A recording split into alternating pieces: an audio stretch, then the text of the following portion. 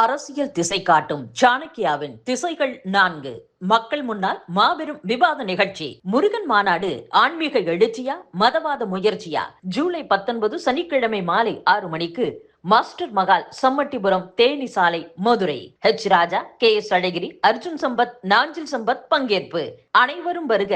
அனுமதி இலவசம். அமெரிக்காவின் நடவடிக்கையால் இந்திய மாணவர்கள் ஐரோப்பிய நாடுகளுக்கு படையெடுத்துள்ளனர். அமெரிக்க அதிபர் டிரம்ப் குடியேற்ற விதிகளை கடுமையாக்கியுள்ளார். அதன் ஒரு பகுதியாக மாணவர் விசாக்களும் கட்டுப்பாடுகளும் அதிகப்படுத்தப்பட்டுள்ளன. ஆண்டுதோறும் 10 லட்சத்திற்கும் மேற்பட்ட வெளிநாட்டு மாணவர்கள் அமெரிக்க பல்கலைக்கழகங்களில் சேர்க்கின்றனர். அதில் 3 லட்சத்திற்கும் மேற்பட்டோர் இந்திய மாணவர்கள். இந்த எண்ணிக்கை 3 ஆண்டுகளில் இல்லாத அளவு தற்போது சரிவை சந்தித்துள்ளது. விசாவுக்கு விண்ணப்பிக்கும் மாணவர்களின் தரவுகளை விரிவாக ஆய்வு செய்கின்றனர். அதன்பின் படிப்பு முடிந்தவுடன் சொந்த நாடு திரும்புவோம் என்பதை நிரூபிக்க போதிய காரணங்கள் இல்லை என கூறி பெரும்பாலான விசா விண்ணப்பங்கள் நிராகரிக்கப்படுகின்றன. இதனால் அமெரிக்க பல்கலைக்கழகங்களில் இந்திய மாணவர்களின் சேர்க்கை 70% அளவிற்கு குறைந்துள்ளது.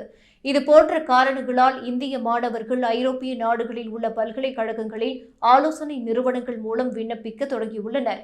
ஜெர்மனி, பிரிட்டன், அயர்லாந்து போன்ற நாடுகளுக்கு இந்திய மாணவர்கள் அதிகம் பேர் செல்ல தொடங்கியுள்ளனர்.